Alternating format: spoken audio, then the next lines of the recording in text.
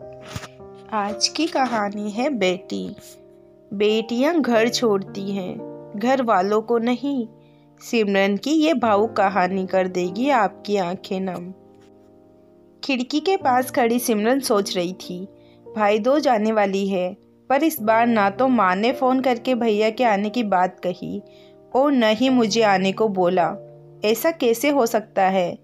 हे भगवान, बस ठीक हो सब। ये बोली। माँ जी, मुझे बहुत पता नहीं क्या हो गया, मुझे कैसे भूल गए इस बार। सास ने इजाज़त देते हुए कहा, कोई बात नहीं बेटा, तुम एक बार खुद जाकर देख आओ। सास की आज्ञा मिलने पर की देरी थी कि सिमरन अपने पति के साथ मायके जा पहुंची, परंतु इस बार घर के अंदर कदम रखते ही उसे सब कुछ बदला सा महसूस हुआ। पहले जहाँ उसे देखते ही माँ पिताजी के चेहरे खुशी से खिल जाते थे, इस बार उन पर परेशानी की झलक साफ दिखाई दे रही थी।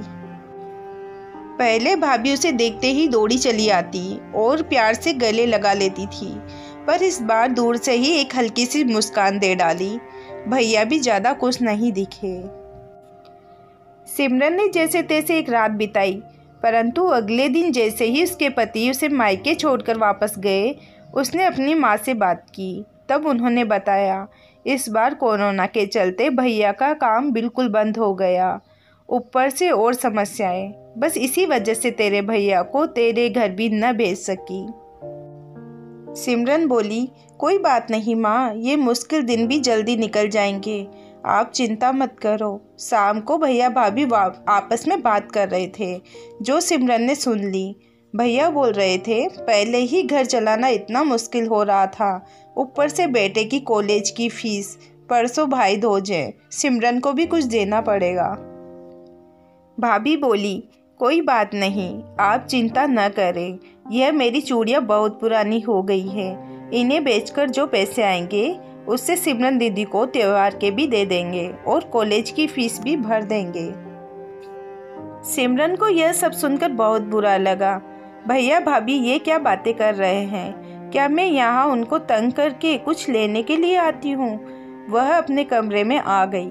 तभी उसे याद आया कि शादी के कुछ समय पहले जब वह नौकरी करती थी तो उसने बड़े शौक से अपनी पहली तनख्वाह लाकर पापा को दी थी।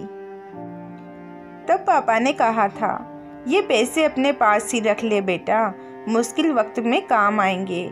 इसके बाद वह हर महीने अपनी सारी तनख्वाह बैंक में जमा करवाती थी।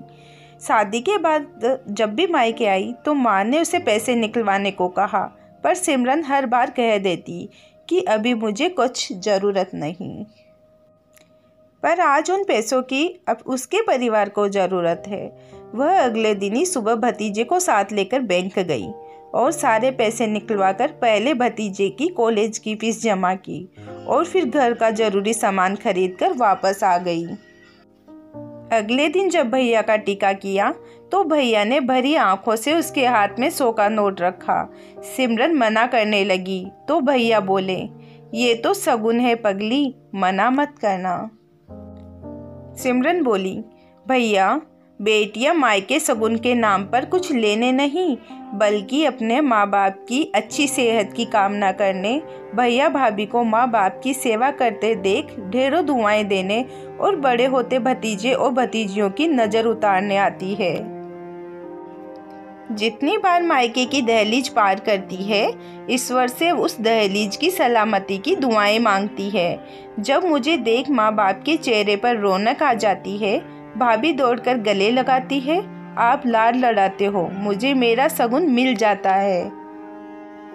अगले दिन सिमरन ने मायके से विदा लेकर ससुराल जाने के लिए जैसे ही दहलीज के पार कदम रखा कि भैया का फ़ोन बज उठा। उन्हें अपने व्यापार के लिए बहुत बड़ा ऑर्डर मिला था। वे सोचने लगे, सचमुच बहन बेटियां मायके कुछ लेने नहीं बल्कि अपनी बेशकीमती दुआएं देने आती है। जब वे घर की दहलीज पार कर अंदर आती है तो बरकत भी अपने साथ भीतर चली आती है। हर बहन बेटी के दिल की तमन्ना होती है कि उसका मायका हमेशा खुशहाल रहे और तरक्की करे। मायके की खुशहाली देख उसके अंदर एक अलग ही ताकत भर जाती है।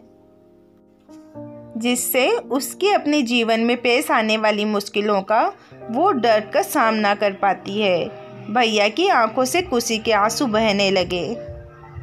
यदि आपको कहानी अच्छी लगी हो तो चैनल को सब्सक्राइब ज़रूर करें और कहानी को लाइक करें। धन्यवाद।